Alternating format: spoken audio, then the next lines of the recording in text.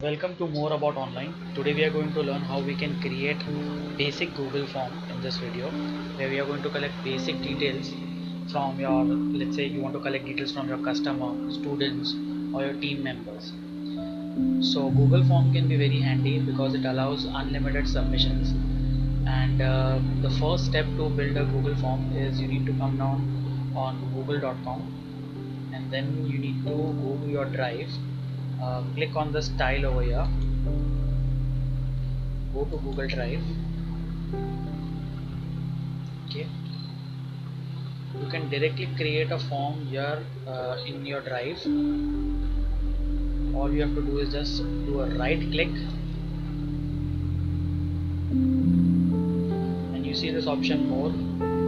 The very first option under more is Google form, so you can click Google form and you can start, or else you can create a folder and create a Google form inside that folder. I already have a folder here, More About Online, so I'll create a Google form inside.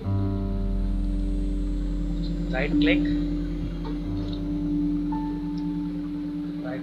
more, and Google form. Now we'll for the tutorial purpose, we'll name this form as students details.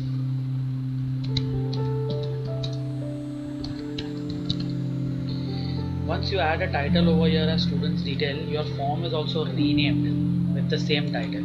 All you have to do is just click over here and you will see that the same title is copy pasted over here.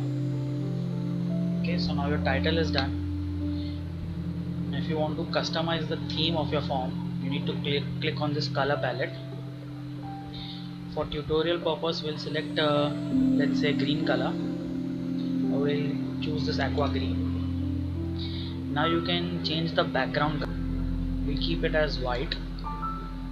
Okay, and you can also customize the font style. There are 4 font styles over here. I hope it's basic, decorative, formal and playful. So we'll go with the formal font. Okay, I'll maximize the screen. You can add a form description over here. This is optional.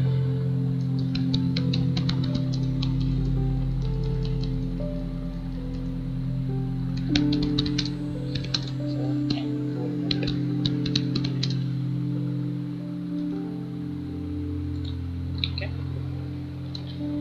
moving on to next step.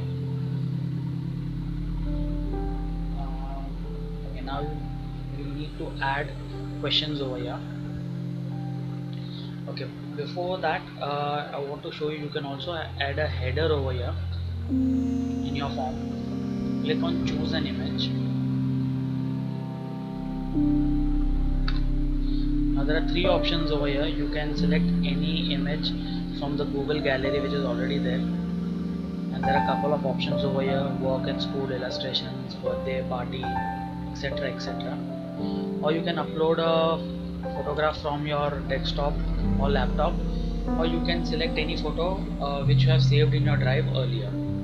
So I'll go with the Google photographs over here. I'll choose this picture, click on insert. Okay, you'll see that there is a header image now in the form. I close this customization section. Okay, moving on to this step where we have to add a question. First you need to understand that when you add a question, there can be different ways to answer it. Your student can write a short answer, a paragraph to that question. You can give them multiple choices, checkbox, or you can give them a drop down. Now if there are few options from which you want your students to select the answer, then keep multiple choice. But if the list is long, if there are too many options, then go for drop down. Now we'll start with basic details. I'll keep this as short answer because I want to know their name. So what I'll do is I'll type a question, name. Okay, I'll keep this as short answer. and I'll keep this question as required because I need to know the name and I cannot keep this part optional. Okay, now I'll copy this question. Okay, and I'll put this as email address. I'll just put email and I'll put a question mark. Now you see that the moment I typed email, the suggestion shows enable email collection setting. Now this is an automatic response from Google Form. Whenever you type email, it asks you whether you want to enable this feature. When you enable this feature, what happens is that anyone who fills the form has to mandatorily put in their email address. Then it cannot be optional. If I select on this option, and then this question, this email question will become the first question in your form. But for time being, I'll keep this, I'll not enable this, I'll just type email over here. Again, I'll keep this as a short answer and I'll keep this required because I need to respond the students. For that I need their email if I have to follow up with them. Okay, now we've added name, we've added email address. We'll add country and city also, so I'll keep this over here. I'll add country and I'll add city. This is just for example. Now let's say if city is not mandatory, I mean if it is not mandatory for me to know from which city they are, I'll not keep this as required. Okay, so here I have 4 options that I need to know. Now after this, what I can do is I'll add another section because now I want to know, let's say I want to know their I want details regarding their enrollment. So what I'll do is I'll add a section over here. So once they've filled their basic details like name, email address, their country, city, now they will come down to the next section. I'll say that, let's say this section is enrollment details. Okay, let's say I want to know whether they prefer a daily batch or a weekly batch. So what I'll do is I'll add a question over here and coaching type. I'll keep this as a multiple choice question, daily batch, and let's say I'll add over here weekly batch for the student to choose, and I'll keep this required because I need to know what is their preference, or I'll just keep this. Yeah, now I'll copy this question and let's say this coaching preference.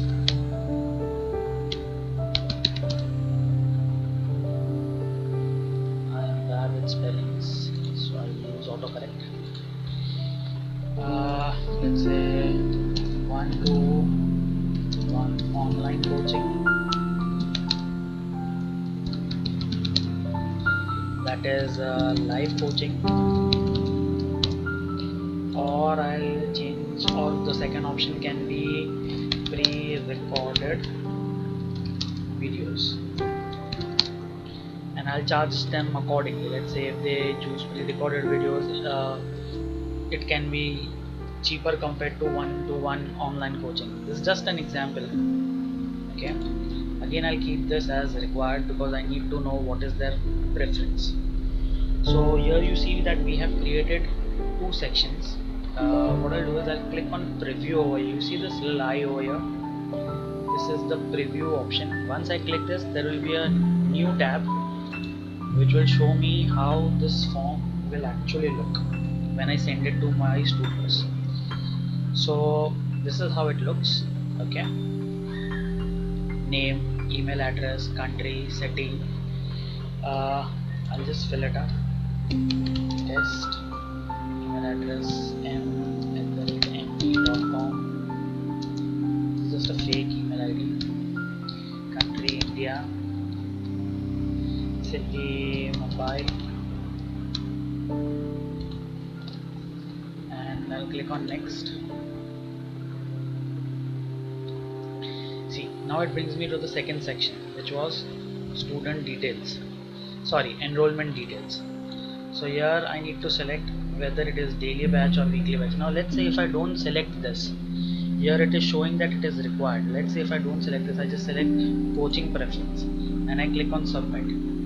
The form will not go ahead because it will ask me to select one of the options. So I need to select one of the two options. Let's say I'll select weekly batch, okay, and I'll select one-to-one option in that. So let's say there is a weekend batch, so I'll be enrolling for that, and then once I click for submit, then this form will go through. But I'll not submit it right now because we need to do a couple of changes over here.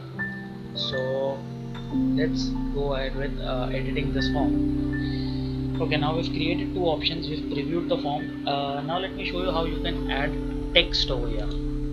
Let's say you've collected all the details. Sorry, by mistake I've clicked edit section, delete section. Now after this, let's say I want to I've collected all details. Now I want to share some business terms or some coaching terms. So I'll just select this. I'll show the step once again.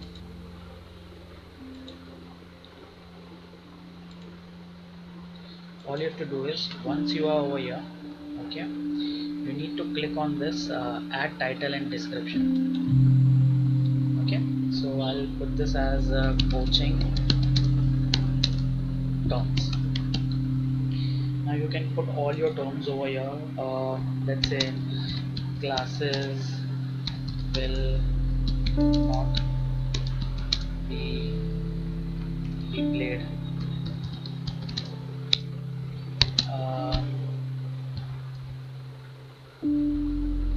Any other coaching terms that you have. Right now I'll just, for tutorial sake, I'll just write it test 1 and test 2. Basically this is if you want to share some important notes which your student or your customer or your team member needs to know before they submit the form. They need to know the coaching terms or business terms or some important notes, then you can use this option. Okay, once you have done this, okay, now what you need to do is you come down to settings. Okay, this is the small gear that you see over here. This is settings. Now you see general over here. Now if you select on collect email address, then again anyone who fills this form will have to mandatorily submit their email address. Then you cannot make it. Then it cannot be an optional thing for them. So this is up to you if you want to keep this on or off.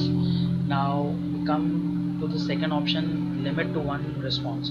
What happens is if you select this option, if you put a tick mark over here, then it means that one sign in is equal to one submission. So let's say if I sign in Google with abc@gmail.com, and if I'm creating if I'm going to fill this form with the email address abc@gmail.com, then I can do only one submission with abc@gmail.com. I cannot again fill this form. Okay, so if you want to keep this option on, you need to put a check mark over here, sorry, tick mark over here. Now the third option that we need to understand over here is respondents can edit after submit, which means let's say if somebody has put a wrong country, or if they have put a wrong spelling in their name, or if they have put a wrong email address, they can click on edit after submit.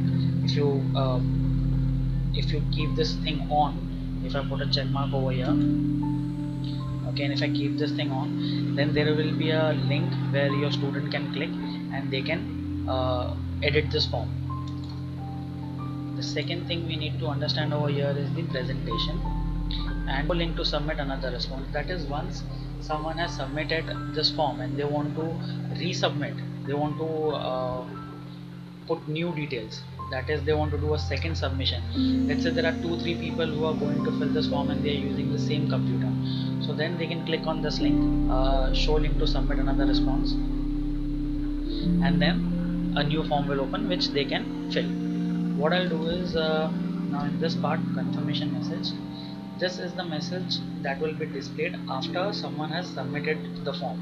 So you can just put a small message over here, thank you for your details, We will contact you shortly. Save.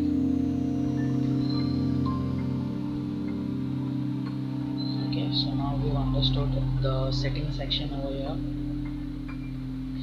Okay, now what you need to do is come down to the responses section over here. Okay, right now it shows 0 response because nobody has submitted any form over here.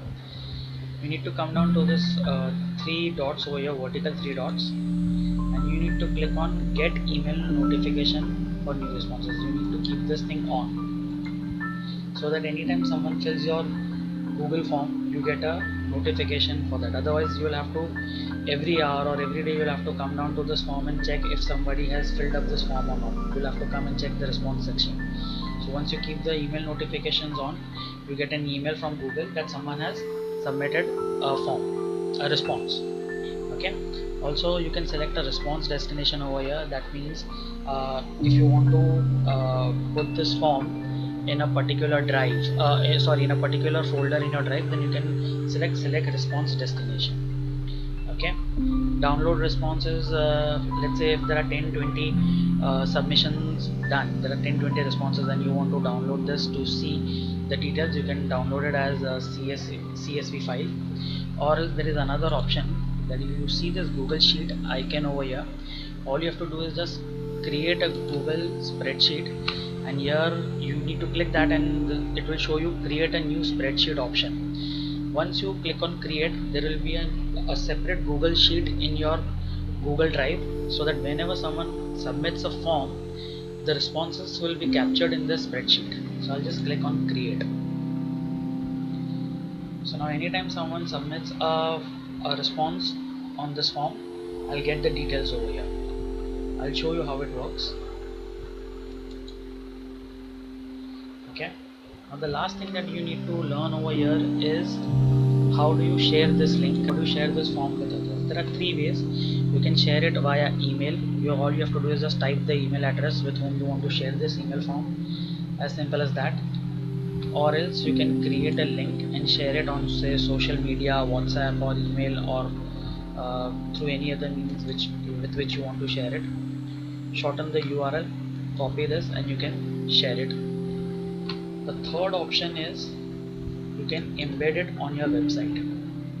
These are the width and the height. If you want to just adjust this, you can do that, and then all you have to do is just copy this entire thing, okay, and embed it on your website.